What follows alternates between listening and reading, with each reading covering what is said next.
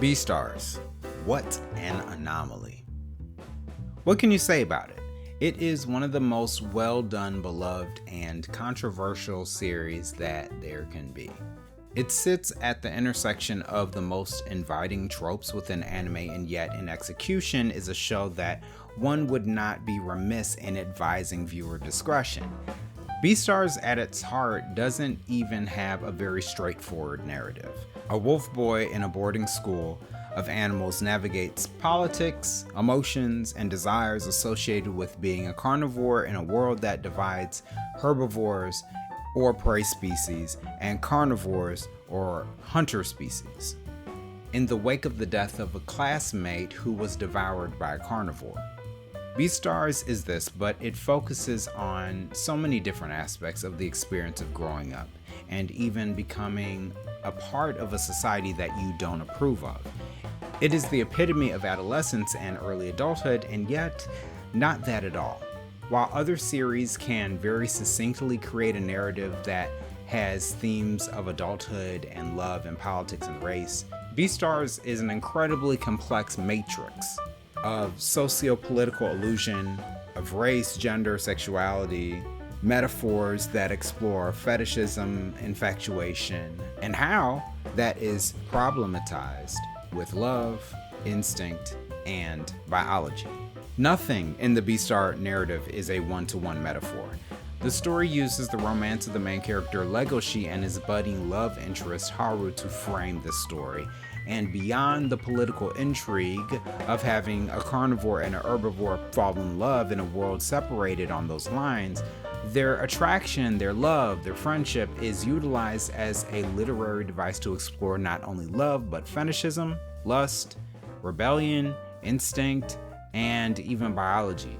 It asks the question, which of these various angles is the correct one through which this relationship should be contextualized? And spoiler alert, you never get a complete answer. This video essay will serve as a guide through those very deep and interwoven metaphors, yet before we can dive into those themes, you have to take a step back and address the larger metaphors at play in the universe. Now, as I explained, Beastars is a giant mixed metaphor with a lot of intersections, and its most glaring issue is the fact that the world that it establishes is broken down into lines that don't actually exist in real life. The terms carnivore and herbivore aren't significant in the real animal kingdom, or rather, those categories aren't as neat. A carnivore is an animal, or technically also a plant, that gains nutrients by consuming animal tissue, which generally speaking requires that animal to be a predator species. The alternative being scavenger species like vultures who don't actually kill their own prey. The term herbivore in the animal kingdom is an animal that has evolved to feed on plants, or primarily on plants. And this is the interesting thing about that definition, the term primarily. Herbivore is a category that is based upon adaptation and functionality. Animals who have evolved to eat primarily plants do so because they are either too slow or weak to catch or devour prey. Many animals that most would associate with being herbivores are in actuality omnivorous or opportunistic omnivores, meaning if they can get meat, they'll eat meat. Deer, bears, including the giant panda, toucans, cows, mice, squirrels, and yes, even rabbits have been recorded as being omnivorous on some level. These animals, if given the opportunity, will devour small animals, insects, baby animals, eggs, carcasses, and bones in the wild for nutrients. This omnivorous behavior isn't often documented merely because of the abundance of food for herbivorous animals in the wild.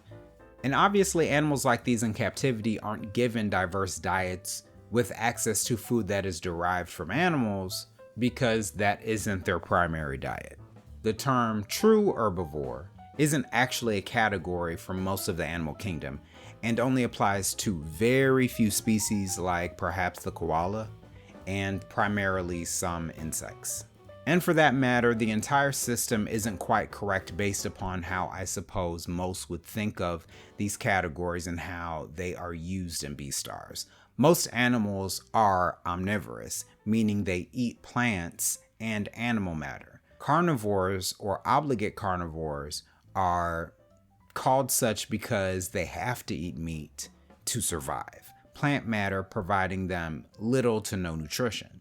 It is important to bring this up because the premise of Beastars is based upon these categories. It's a type of narrative shorthand. They do this because it is a little bit too complicated to develop a world in which carnivores are discriminated against, while the majority of the rest of the world sometimes eats meat as well. What Beastars does instead is set up a narrative that uses these two predation categories as allegory for race and other categories, which we'll soon review. So as we unpack Beastars, you'll notice that I don't pay the relationship that the characters have with their carnivorality or their herbivorism much mind, because it doesn't have any real world significance and it's merely a tool to tell the story. Now, there is one other thing that I need to review before diving into the metaphors and themes of Beastars and how it relates to our main characters, Legoshi and Haru, and the entire Beastars world. And that is Beastars' place within the broader context of furry culture. As someone who has had pretty decent exposure to furry culture through news media, the internet, YouTube, and as someone who grew up on Sonic Archie comics, which, along with the animated series, some believe awoken the wave of furries in the first place, I've seen just about as deep as the well goes as it concerns animated depictions of anthropomorphic animals. As it concerns anime, Beastars certainly isn't the first anime to have anthropomorphic animals with drama and action. But what I did recognize about Beastars right away is that in some ways it is a final evolution of the furry romance genre. It takes what started with stories like fan fictions of Sonic and Sally that turned into graphic novels, art, online video games, and now an industry worth hundreds of millions of dollars, I'm sure, in the creation space alone, and turns it into a methodical, artistic, and thought-provoking masterpiece for the mainstream audience. When I first got into fan fiction, which slowly progressed into content of the romantic, I became intrigued by the stories of romance and danger that seemed to complement so well what I was already a fan of in Sonic. So much so that it was only recently that I understood that a lot of it is considered X-rated. Yet when you look at furry content that includes a storyline and isn't just lewd images, there seems to be a through line thematically. One that I believe Beastars magnifies. Beastars takes those themes of sexuality and romance and belonging and nature, themes often seen in furry fiction, and repackages them as something astute, often palatable and sophisticated, and in this way gives credence to the fan fiction that came before it. Not to justify what could be distasteful, but to illuminate the very human socio-psychological place that these themes, one of deviant bodies, emotions, and spirits, originate. This made me genuinely curious about what furries thought about Beastars, but there doesn't seem to be a whole lot of accessible media in the typical spaces that confirms what Beastars means to that community. This is likely because furries have their own media, I suppose, and many of them aren't necessarily into anime as well, which is fair. What I find would be validating to that community or someone else who thinks they're now a furry according to Reddit after watching this series wouldn't be a source of validation for someone perhaps who was already a furry, just because it is a mainstream anime. Yet I digress. Now that that has been said, let's talk about Beastars and its themes, starting with carnivores and herbivores and species and the race metaphor. Being a carnivore isn't so easy either. And FYI, as we go through these different themes and metaphors, we're going to be flowing into one into the other because it's a really mixed up metaphor, and there's really no way you can talk about one specific thing in isolation. The series establishes carnivores and herbivores as diametrically opposed elements within the world in such a way that it calls to mind images of racial division. Carnivores are established as animals that are biologically tied to the consumption of meat, but through the advancements of food science, the Beastars world has normalized means in which carnivores can engage in life with herbivores without consuming animal meat for sustenance, which has been classified as an illegal and illicit substance. One of the earlier ways in which Beastars depicts race metaphors through its characters is through very othering language used by various animals on the show. There are many examples of characters curious of or interested in the otherness of the opposite species, carnivore or herbivore. They say things like, "I thought this about carnivores. Herbivores are this way or that way." They other the very real physical differences between the species as well, as to say herbivores are small and meek and carnivores are big and strong. In reality, the biggest animals on the planet aren't carnivores or what we'd consider predators at all. So in this way, they use generalities, which is common in racist or stereotypical language, to paint a picture of other species. This calls to mind images of American racism and very old stereotypes of different races of people. Black people are big and strong in reference to the Mandingo stereotype. Jews are this way, Mexicans are that way, Italians, etc. Beastars doesn't do anything right away in the narrative about dispelling these possibly false ideas. In fact, it lets them linger. One, because the majority of the cast are in high school at a boarding school where, like most campuses, people are exposed to different ethnicities of people for the first time and are forced to challenge their assumptions about said people. While other shows would immediately take a race-positive approach to the inequity in the world, Beastars instead allows ambivalence to permeate the thoughts and beliefs of its characters, which, like in the real world, inform the various in-world consequences of their beliefs. Consequences like segregation, which appears in Beastars as a response to predation attacks, which they call devourings. Herbivores and carnivores are placed into various areas in the school. They are forced not to socialize or engage in extracurriculars together. What's interesting about this choice is that it is framed as a choice to protect students. However, on a macro level, there is no such protection for adults.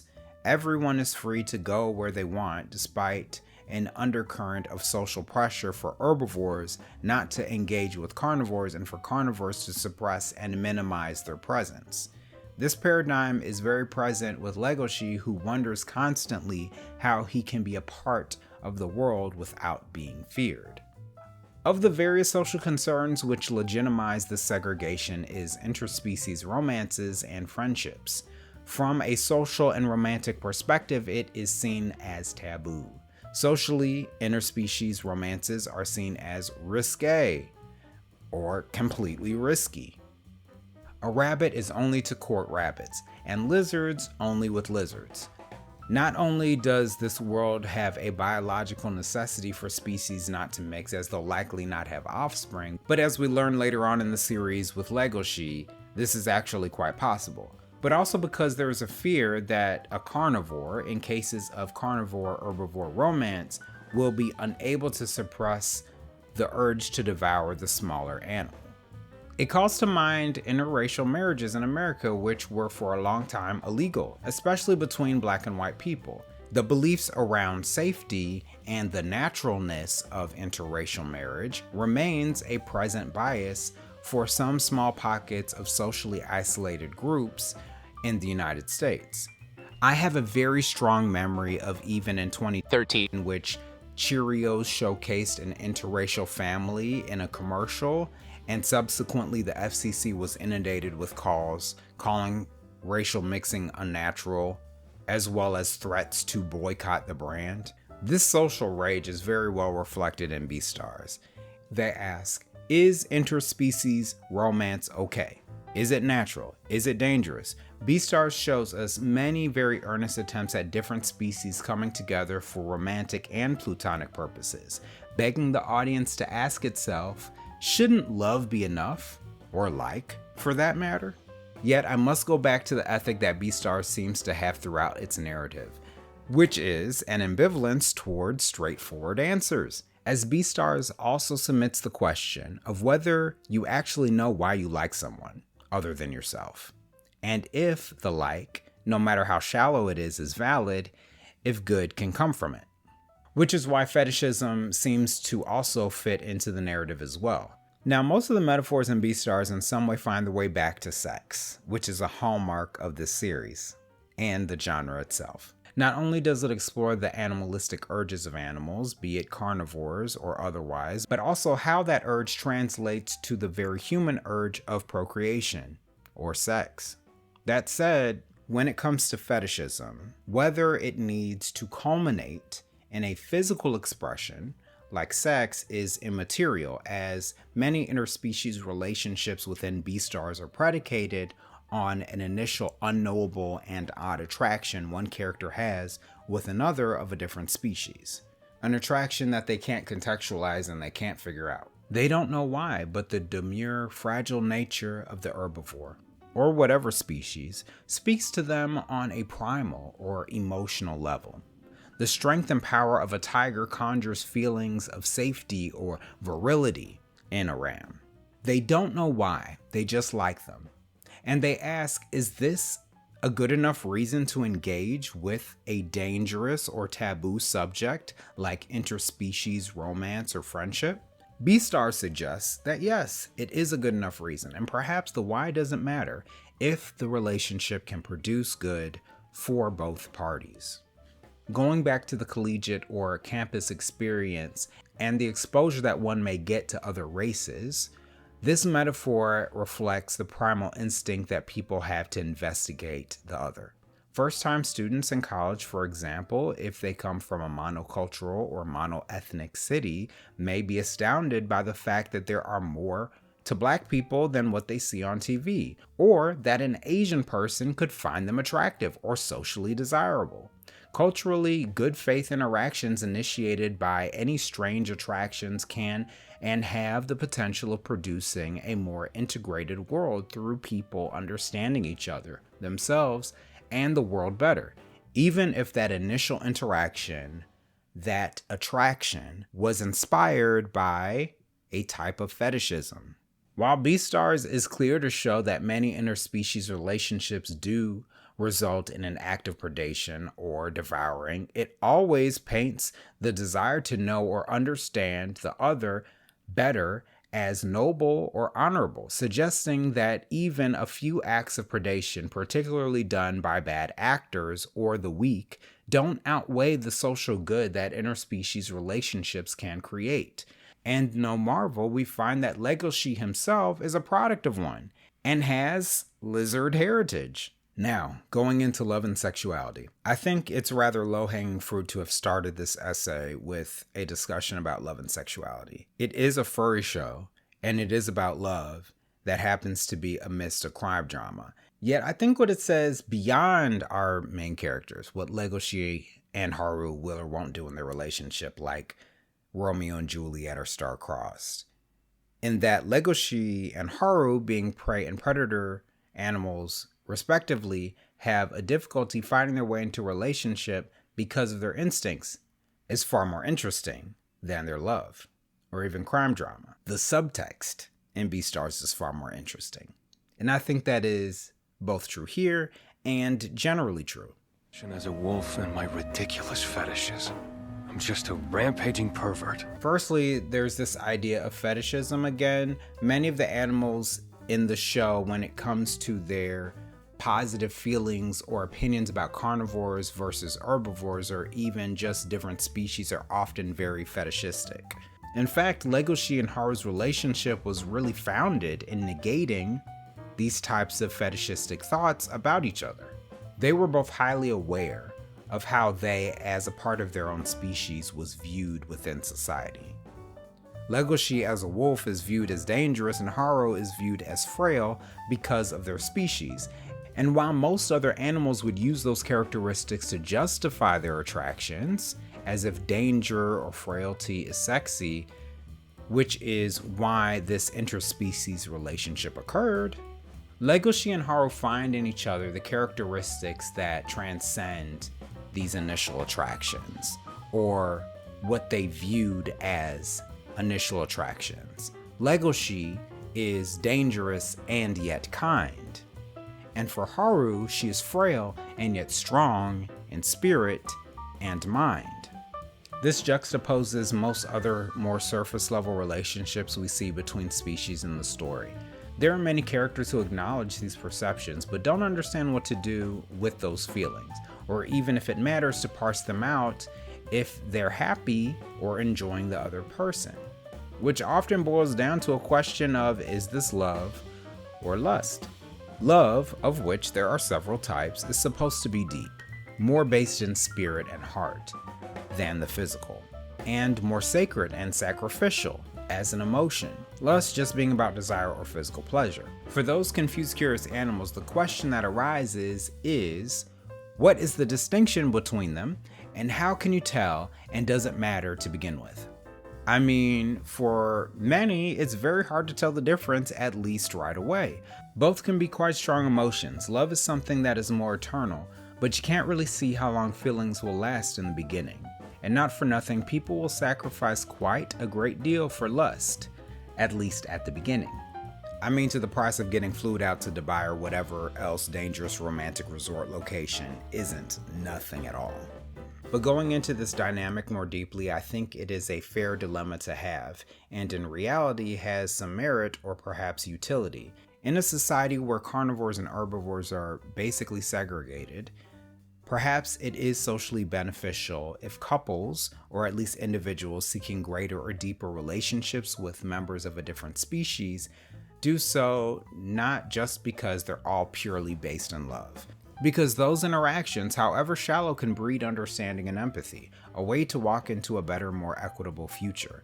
Even in American society, this is basically the basis for laws that prohibited Black and white people from getting married.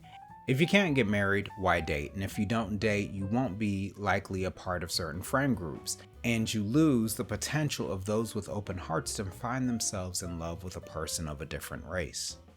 It's very possible that within the Beastars world, that for every dozen or so toxic lion or rabbit relationships, which inside the show's own logic seems to suggest that in the end, untrue or selfish relationships will end with devouring or predation of some sort, there is on the other hand a Legoshi and Haru, a pairing that would bring about a mixed species child like we've seen, because it is a true love.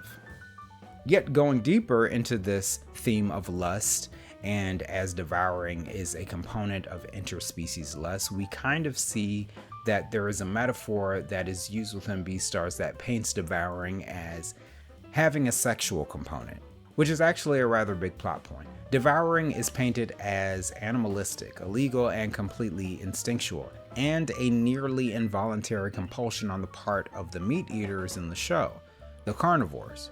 Whenever someone is devoured, it is framed oddly as both a murder and therefore a crime on the part of society, but also something that is somehow empowering and natural on the part of the predator. Carnivores are supposed to constantly live in a world in which they have to restrain themselves, and the gruesome nature of a devourer is juxtaposed by the essentially euphoric-like feeling that carnivores get at merely smelling meat or feeling the urge to hunt, which is generally positive. It is contrasted well in the black market society. Although meat consumption is both illegal and immoral, there is an entire underworld of people who have an open secret in which they regularly trade and consume meat. The black market is a dangerous place, particularly for herbivores, but it is also framed as a freeing and natural place for carnivores. This is a place that should be scary, but most of the characters in that environment eating and purchasing this meat seem to be at ease and function as if they're in an idyllic state of being, despite these meats, which are completely not necessarily to consume for life, are the result of animal trafficking and murder. The world that wishes to condemn this practice is secretly being ran by it. The entire devouring metaphor is a salient reflection of lust on an individual level and indeed perhaps in the world. On a macro level, polite society condemns lust or lewdness, but secretly many global elites are enmeshed in it. We say we don't value it, but it's used to sell just about every product on television and the internet, not to mention the programs themselves. And on a micro level, lust is in many ways the foundation of the human id. It consumes some from as early as puberty, and in a society that outwardly condemns it, most never develop an awareness to understand it, let alone the discipline to avoid it. Lust or arousal, however you'd like to conceive of it, is foundationally a biological function, as humans are animals themselves. Humans feel lust or arousal just like we feel the need to eat, or drink, or sleep, use the bathroom, or play. Furthermore, we avoid speaking about it meaningfully enough to temper it healthily, like we do for eating or sleeping, never doing either in excess, which would cause us to damage our health or livelihood. Furthermore, I'd also like to add that the black market as a safe space for carnivorality can be read as other sex-positive districts in the world which allow people to engage in illicit behaviors in safety. The feeling of lust, not the act, I find, should be viewed more neutrally. It isn't all bad or evil, and it certainly isn't all good. It is perhaps necessary, as the world population would not exist without that instinct, but it can produce harm if not tempered appropriately. Sagwan the seal seems to represent this dichotomy around devouring. He comes from the sea, a place where it is understood that some devour and some are devoured. It is in some ways the circle of life, and it is also something that we cannot moralize because, as he suggests, it is natural, which is why devouring, or that instinct, is so much like lust in the narrative.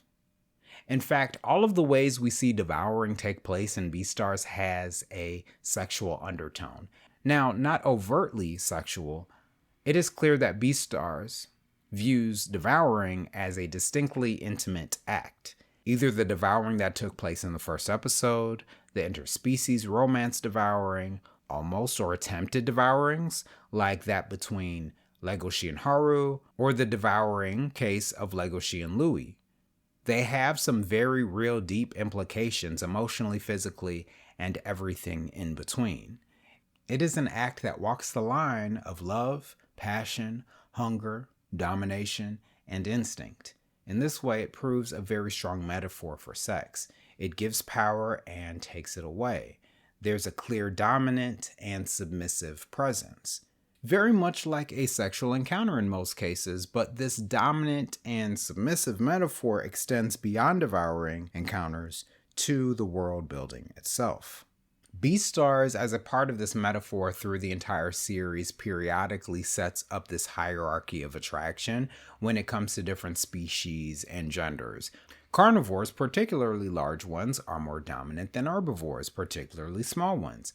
The attractiveness of a wolf with their long limbs and powerful muscles, their strong jaws, the attractiveness of a deer with their graceful limbs, the attractiveness of a rabbit with their cute tail and long, curious ears, all speak to a kind of sexual fluidity that exists in the real world.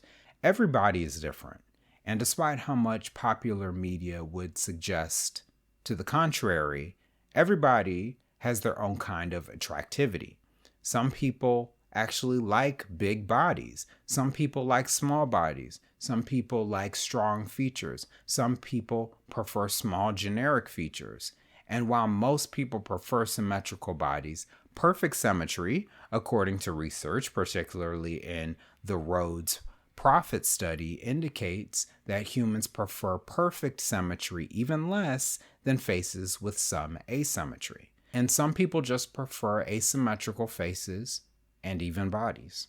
This is reflected in the way that the animals of Beastars describe their peers, and their predicament as a society is in the fact that every species has its own beauty or power.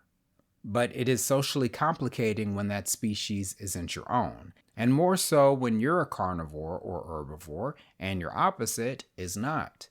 This is expressed very plainly also with the character of Louis.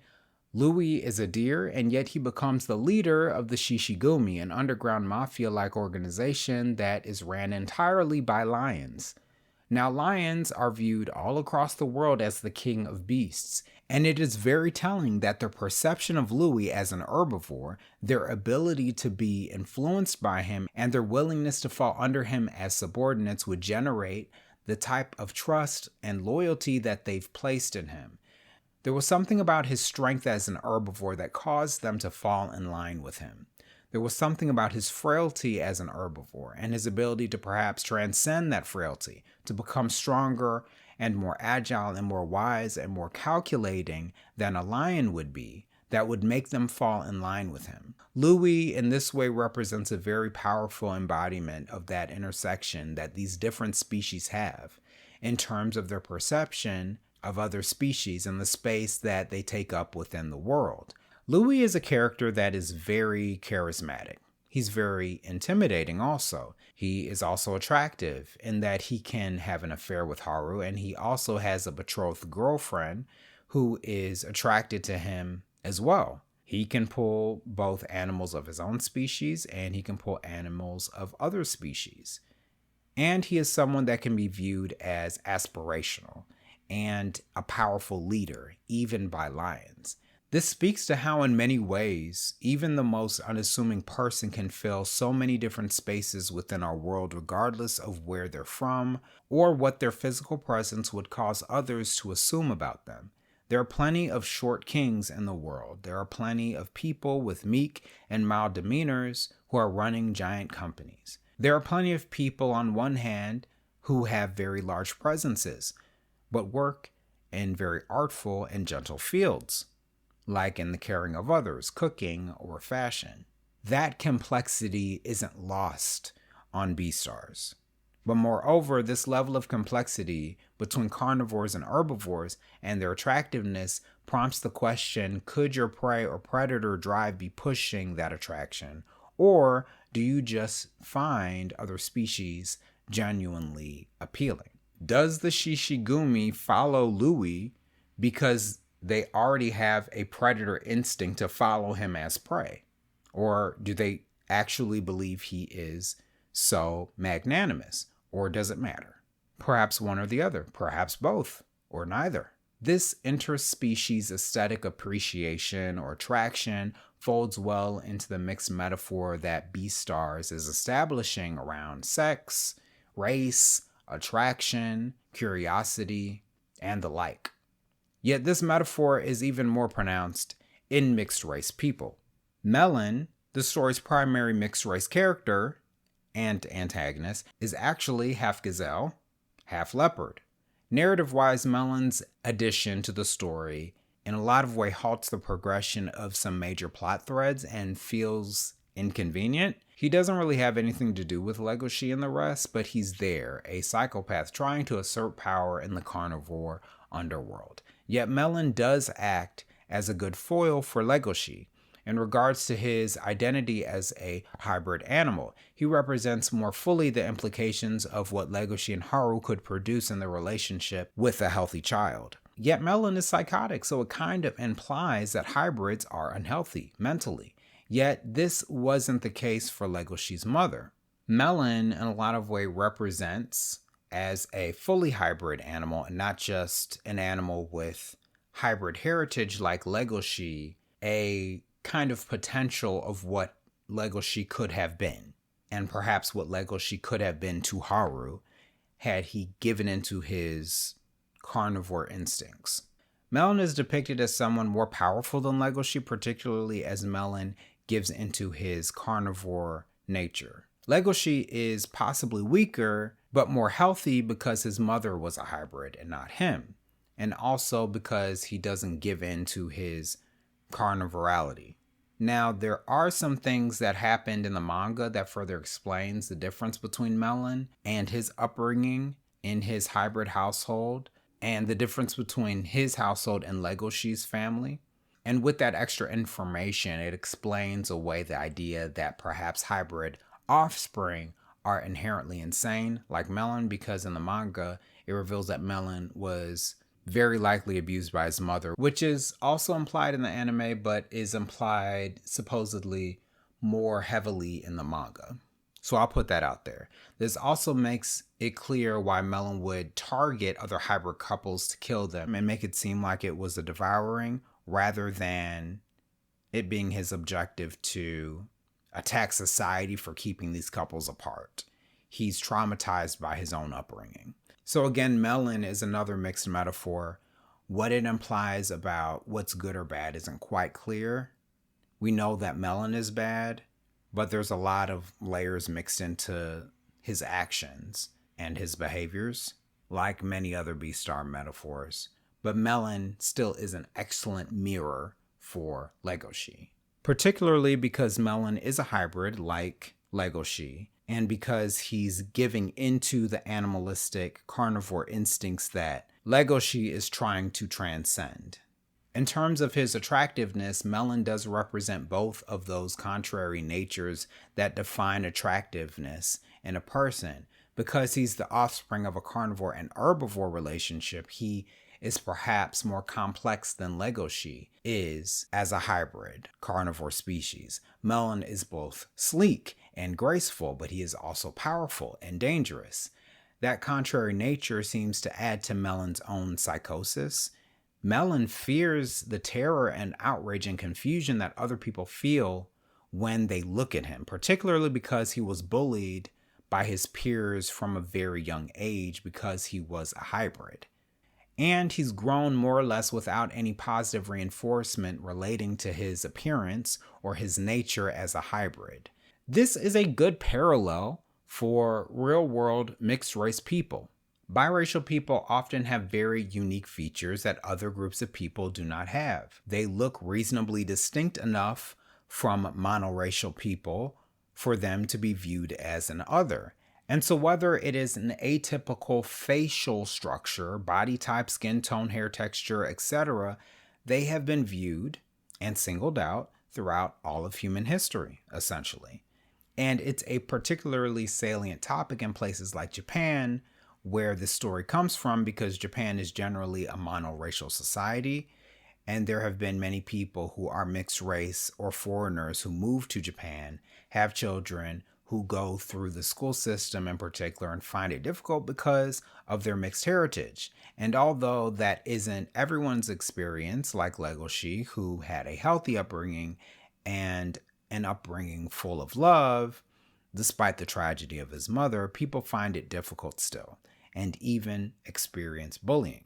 This is also something you see with Legoshi a little bit, however. He did inherit some traits that are atypical for gray wolves because he's not a full-blood gray wolf. This is apparent when it comes to features like his eyes, his facial structure, and his mannerisms, in particular his posture, that seem to come from his grandfather, which is a Komodo dragon.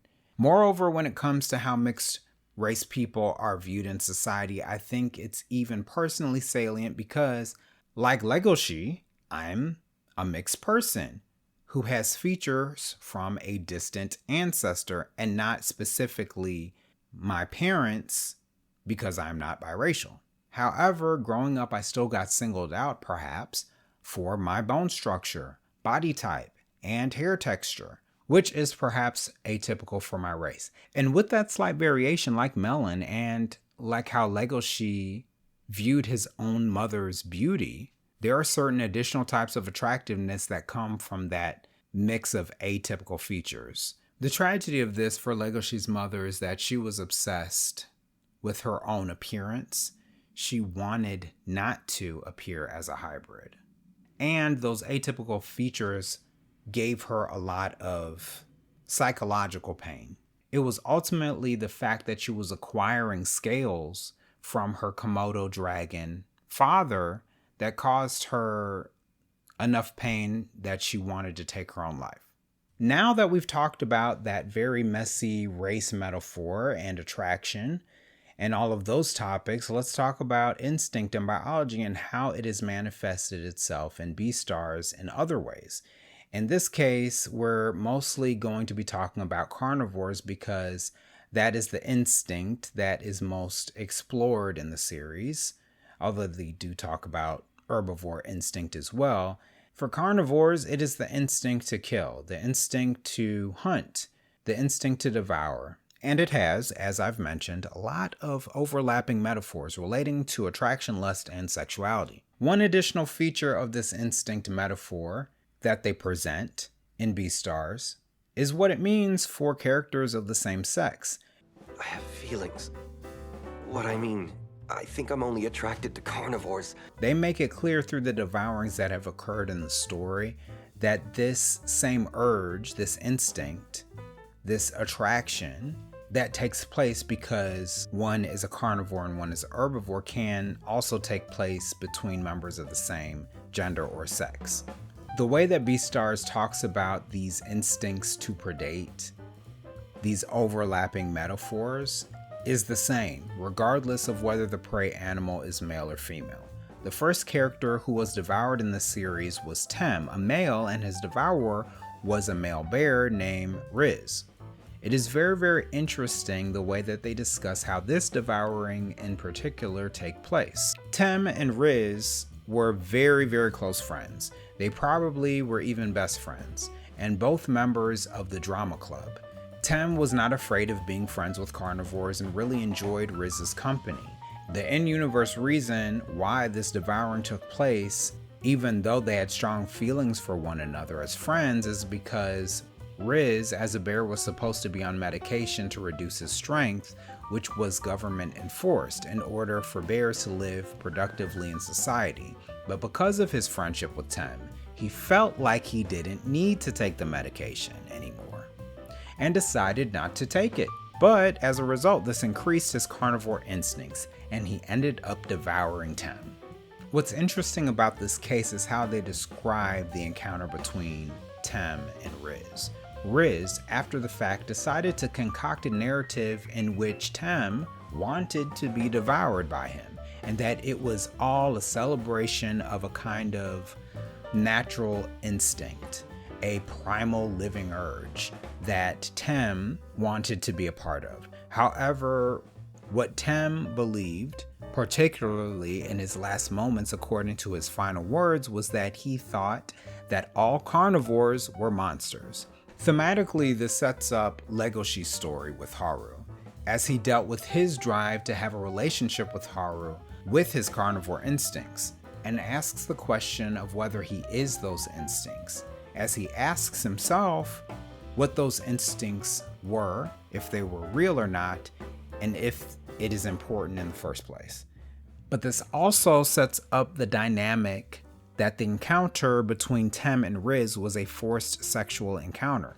Tem was the trusting, submissive body in this relationship, and Riz gave into his own instincts and devoured somebody he had strong feelings for, and afterwards rationalized that in his own twisted mind, suggesting that Tem wanted it to happen. On one side, there is this very deep betrayal and fear and anger, and on the other side there is this urge and this furious desire to twist reality in his own head to make sense of a terrible thing he did to someone he cared for. So not only does this scenario mirror perhaps a closeted homosexual encounter or relationship, but it also mirrors a non-consensual sexual advance. I bring this up to point out that this metaphor is really a part of a umbrella universal metaphor that Beastars presents about sexuality, desire, attraction, and curiosity and interest. In the real world, people who come from different backgrounds, who may be different or the same sex as you, all have different desires and need different things from different people on an instinctual level. There is a reason why people seek partnership and then still have the need to have close friendships as well. That friend relationship is still on some level coming from a mental or spiritual or biological necessity to have connection.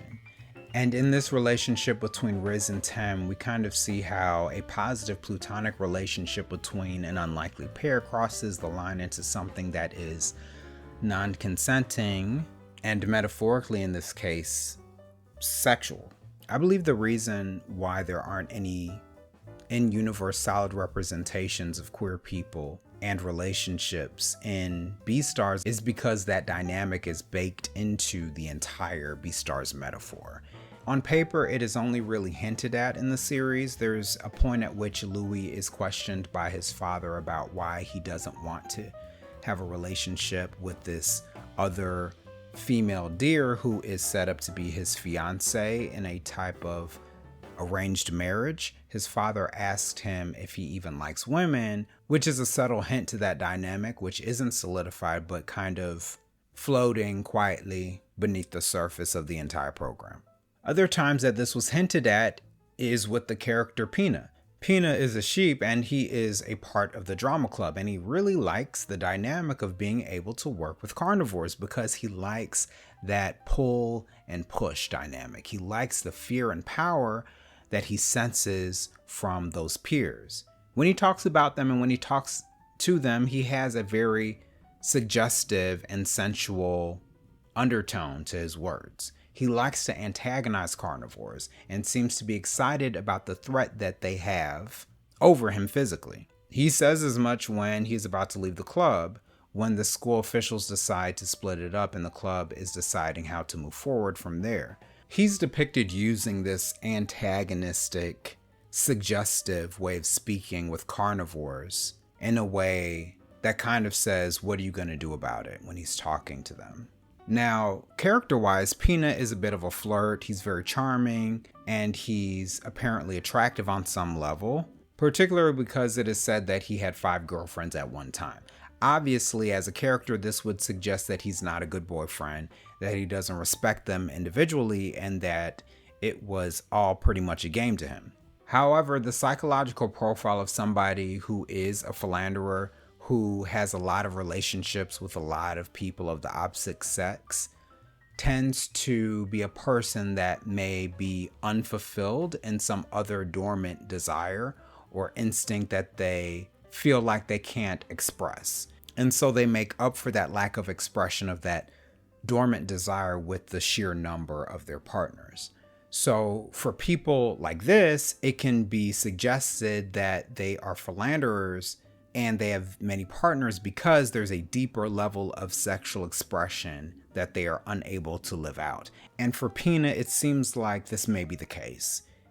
He behaves the way he does because he may be in some ways attracted to carnivores, even male carnivores. And because of that, he has some unexpressed desires. And because of that desire, he antagonizes carnivores and sleeps with a lot of women because he can't meet this desire without putting himself in physical or social danger. And finally, there are a lot of other themes, allusions, and metaphors that take place throughout the entire story that aren't specifically about society and the human mind and our development, but speak to a lot of very powerful overlapping metaphors that are occurring. Namely, there is the doping of carnivores and the entire underground society black market network that kind of supports the entire Beastars world. In order for carnivores to live peaceably in that world, they have to quite systematically suppress their instincts and natures. There is a governmental mandate that bears have to limit their strength and have to be medicated. All carnivores are required to eat plant-based alternatives to meat, and as a result, there is a growing tension that is felt throughout the series between carnivores, what they instinctually want, not just as a matter of historical biology, but what they are constantly craving as kind of a baseline subconscious orientation. Many carnivores can get by not eating meat and not really having issues interacting with herbivores and living in that society, but there are a vast number of carnivores that really desire to feel as if they're at their primal best. What these carnivores want is to have meat, and as a result, the black market industry that supports that desire is present, And there is also the doping of carnivores, which is found in the energy drink Keen, which was drugged with trace amounts of animal byproduct.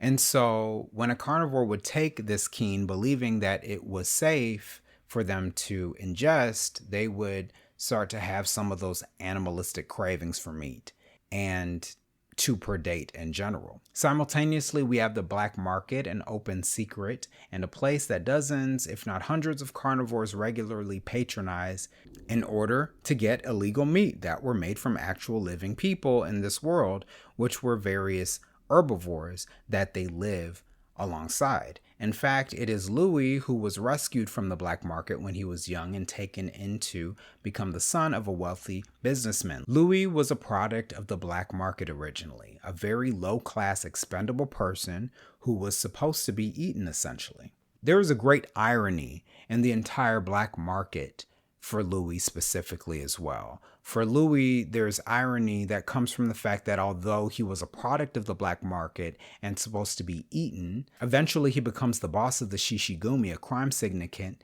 that controlled the black market in many ways. And there's also the existence of the black market entirely, which extends also to Keen and the doping incident. Polite society, which is ran by carnivores and herbivores, likes to create the illusion that carnivores have transcended their instinctual behaviors, or perhaps the world doesn't require meat in order for them to function. But in reality, the black market and the selling of meat really props up the entire world. Many carnivores rely on or survive on the very products that they acquire from that place, even though they are illegal. This falls nicely into the metaphor of that feeling of illicitness, those taboo feelings that are inexorable in the Beastars world. You can't get rid of the fact that you are instinctually going to crave meat. If you are a carnivore in this world, it is your orientation. You can't really get rid of the fact that you are attracted to an herbivore if you're a carnivore, or vice versa. Perhaps it's an orientation. And what the Beastars world does, instead of acknowledging this reality, is kind of therapizing those instincts, much in the same way as we see there is a gym facility for animals that Legoshi goes to with his canine friends in order to feel more canine and release some of their canine energy. This is a place where squirrels can be squirrels and dogs can be dogs and cats can be cats. On the other hand, the Beastars world acts like these instincts don't exist. Or perhaps they are reflective of a bad person or morally corrupt people because they are supposed to be manageable or medicatable or treatable. Metaphorically, this is asking us to consider the nature of our own desires and how we conceptualize them. And by the way, does call up allusions to times in world history when different orientations and ways of thinking caused you to be committed to hospitals and asylums. Metaphorically, a lot of the themes of Beastars are related to sexuality, and so using that particular framework, it's easy to make the comparison, or perhaps logical to ask the question, why is it immoral for someone to be or have a lot of fetishes or promiscuity, because those same behaviors are permissible within a monogamous marriage?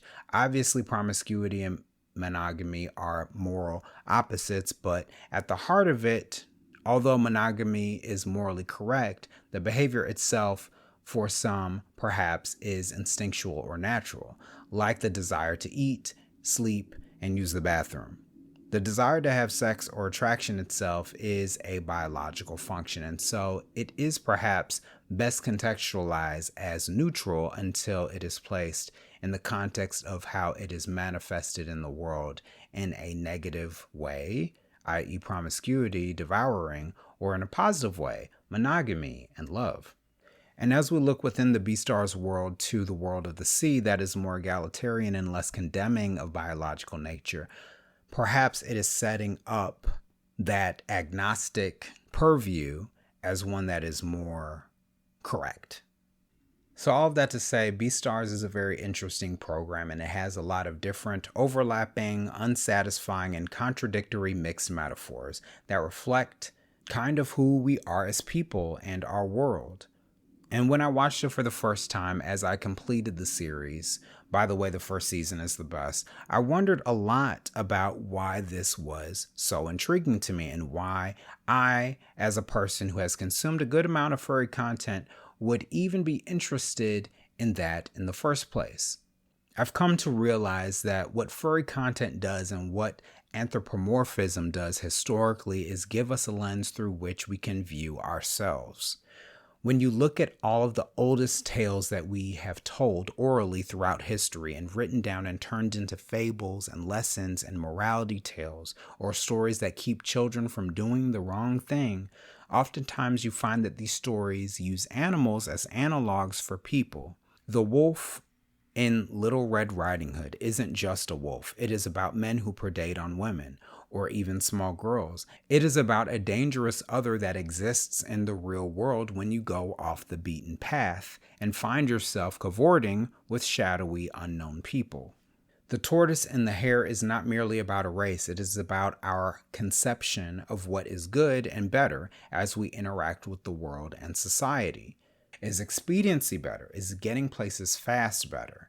Is thoughtfulness less important and less valued in society? And what will take you to your most important end the best way is what the story is actually about. The hare is overeager, somewhat lazy, and arrogant, and the tortoise is steady, thoughtful, and diligent. And it's for those traits that he wins, and not for the speed at which he gets things done. What humans have done is use animals as a tool for telling stories that are difficult for us to consume directly. And this is exactly why I feel this type of content, this storytelling through animals, anthropomorphism, is so appealing, and why it has lasted so many centuries. Because we're telling the story through the eyes of a wolf, which is also obviously the reason why Legoshi is the main character, not some other type of carnivore. It's because we understand wolves. They are very iconic within the anthropomorphic genre worldwide. And through those eyes, you're able to understand his desires and feelings as natural for him because he is a wolf. Wolves eat meat. Wolves predate. And I can reflect on his experience as a mirror to mine as a man or a woman that has feelings and desires and hopes, some of which I may or may not be able to exercise as a single person. And not only that, Beastars isn't just about sexuality. It is about a lot of different things. And when I think about my experience and others' experiences being othered, being part of a society that doesn't understand us, having experiences that other people don't have, be it because you are mixed race or because you are of a different culture or ethnicity, having different skin tones, because you are tall while everyone else is short. These types of experiences and the feelings and the psychological implications that it has on who you are as a person and how you live are very important. Every problem in the world cannot be solved by looks maxing or getting a good education or even being rich. Life is complex and many things happen by chance. And when you have a chance encounter or are born different out of all other odds, it's cathartic and useful to see mirrors of yourself in the world to help you understand how you want to grow, or solve problems, or fall in love, or navigate society, or be romanced. It is good to know that your feelings have been felt before and are part of the human experience. It makes sense why people watch Beastars and other content like it. It makes sense why there are furries. Not to get into all of what that culture is, but on a fundamental level, it makes sense why they exist. Today's media, even book media, doesn't take the time enough to really unpack the way life is and should be in a way that people can digest.